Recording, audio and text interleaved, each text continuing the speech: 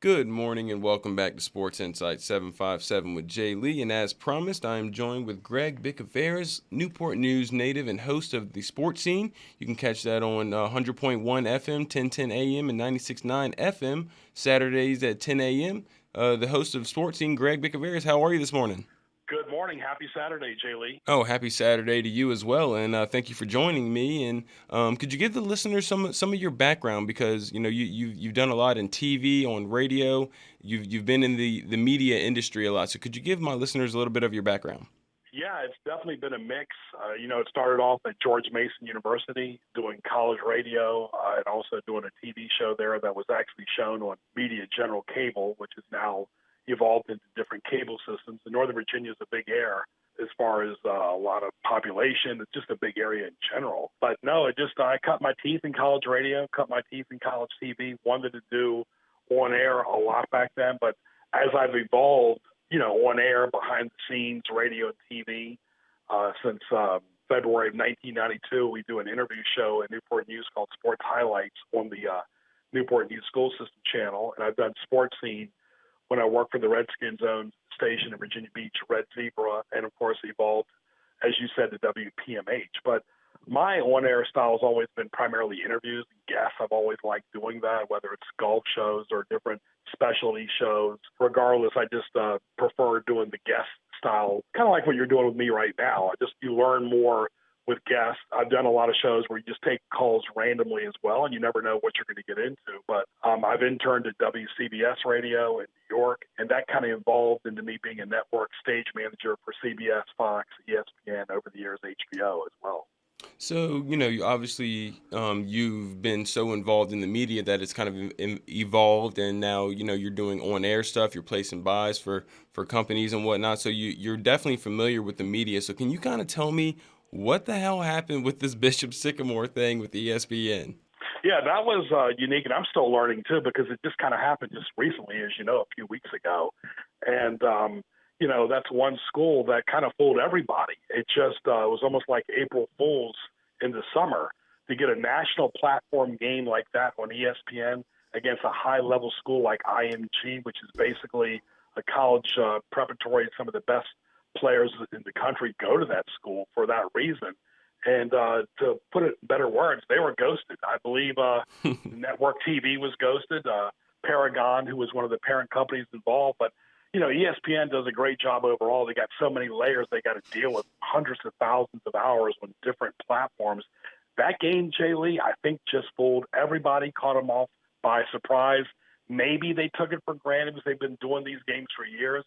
I've been a part of those high school games when ESPNU came to Oscar Smith way back in '09 and 12, and Mm-hmm. even when they played Lake Taylor back in 13. But those were legitimate high schools that we all knew. Nobody knew who this Bishop school was. And that's something that kind of makes it amazing. I mean, I'm not saying ESPN should have went out and vetted, the whole team, pulled birth certificates and all that stuff. But how, I'm finding out, as we all are, that even the coach had an arrest warrant, and some of these kids aren't even eligible to play in high school football at all. Some are 20. It's amazing that they were able to kind of pull this fast one. And then of course, you go and try and find some more information about it online.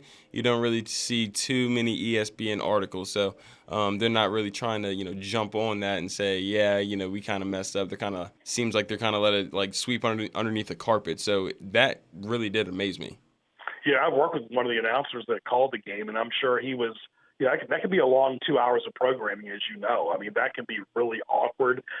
Network TV and local TV hate to see blowouts in general, but as it evolved, like you said, vetted, they weren't vetted. I mean, these were people just basically almost like a pickup team playing on national TV, and that really got by everybody. I mean, the mistakes are going to happen. The game still got played. Nobody got hurt. That's the good side, but still, I mean, you've got to vet better. Look at the Virginia High School League. You were part of that playing sports as well. Right. They're really buttoned up about eligibility. This passed all the bad tests here.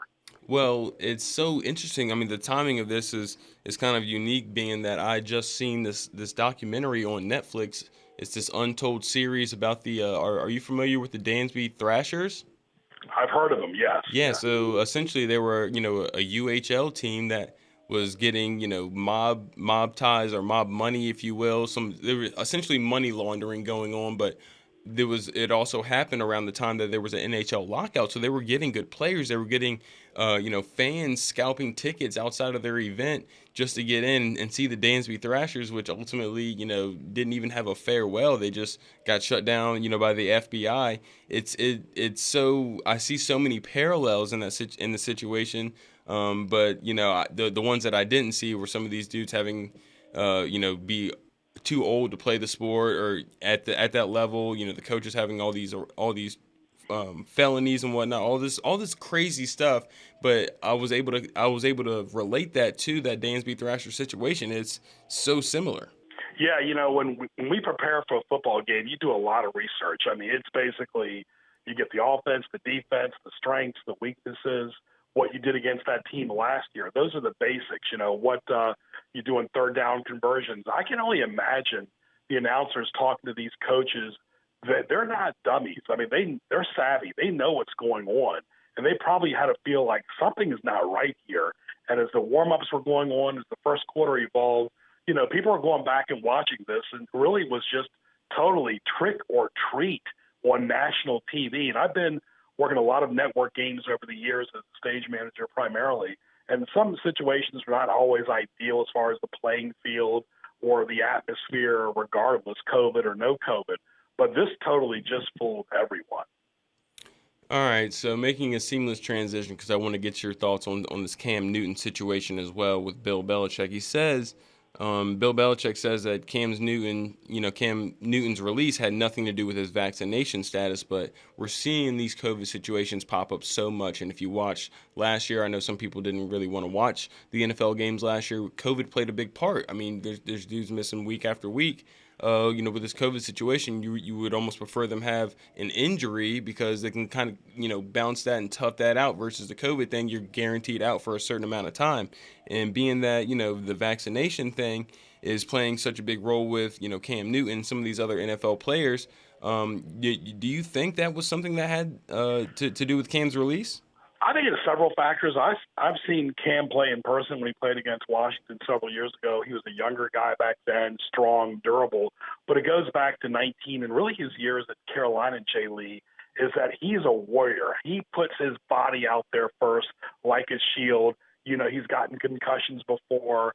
And I think his body, more than anything, it's taking its toll. He's not what he used to be.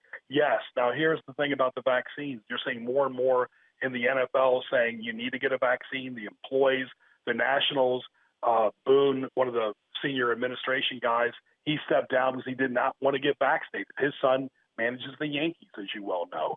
So I think part of it is the vaccine, and part of it is him getting older. Then they got their new Tom Brady there. But I think his body is just starting to wear down. I think he can still play. He did not play a full season last year. They went 7-9. I think there's a lot of factors that this is not the Cam Newton from Carolina. And I think his body, just because he's that type of quarterback, is taking a toll as well. But that and the vaccine, both. Well, right. I mean, he's nowhere near that MVP caliber. Do I think he can get back there? Probably not. And therefore, he's kind of nested in a way as a backup when some of these teams have their surefire QB1. But having Cam as a backup is a great thing. I don't understand why someone that isn't super focused on the vaccination thing, which everyone should be. I understand that, but I like even the Dallas Cowboys. They cleared house with their backups. Picking up Cam would be great, but I'm not sure Jerry Jones wants to risk his other players bringing in someone that isn't vaccinated. Yeah, I mean, like you said, clearing house. It seems like after these camps, we're seeing a lot of that. With the vaccines, a lot of guys don't want to get it. But I think by this time next year, it's almost going to have to be mandatory. I think the NFL is putting it front and center that if you're not vaccinated, you're a risk for everybody in the building. I mean, how many times last year were buildings shut down that affected the admin, that affected, everything, the administration staff, like we said. So it really affects everybody because they can be a spreader. And that's the problem. Then you're in tight quarters with these guys during practice, on the hotel rooms, traveling. And I think they just did not want to deal with that distraction. Would he be a great starting quarterback, in my opinion, yes, let alone a backup to any of these NFL teams that are always searching. Some teams have a lot of backups, like the Bears. Other teams need backups. I'm not sold on Fitzpatrick for Washington one bit. And I think people are going to have a rude awakening with him. I think his best football is in the past, and I don't think that he is what he is. I think he's a journeyman who's steady, but if they think he's going to get over the curve, I'm having doubts, especially if Dallas has their quarterback back. Greg Bicouvaris, host of the Sports Scene. You can catch that on 100.1 FM, 96.9 FM, and 1010 AM. Saturdays, 10 AM. You can catch that right after this show, actually, if you want to flip the dial over there. Tune in and see what Greg's talking about, because he clearly has some good insight. And, you shedding some of the light on the situation with Bishop Sycamore, even the Cam Newton situation. I got to get your thoughts on the U.S. Open. Yes.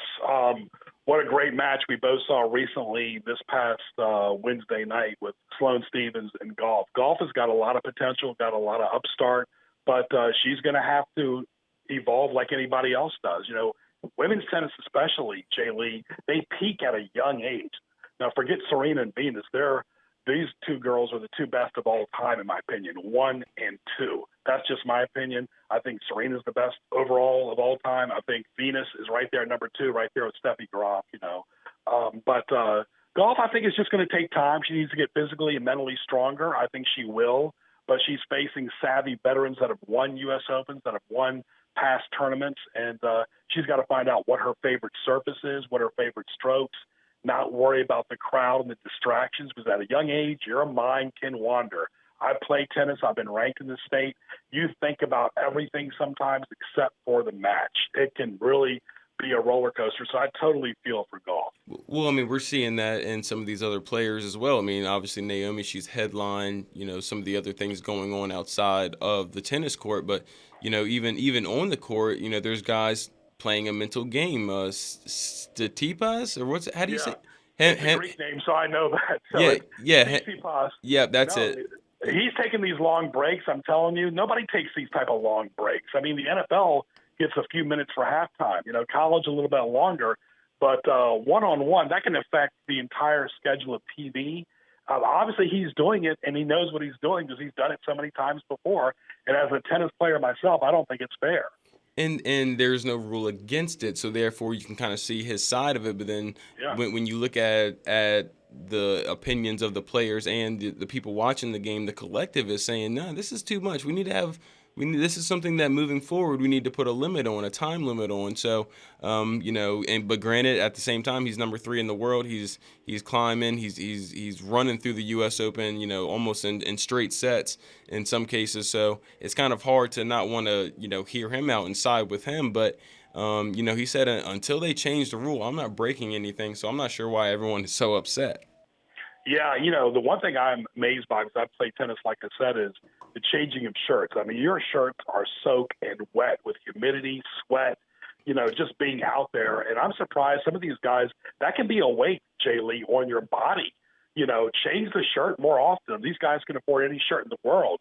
And you're primarily wearing T-shirts, it looks like, sometimes the collared shirts.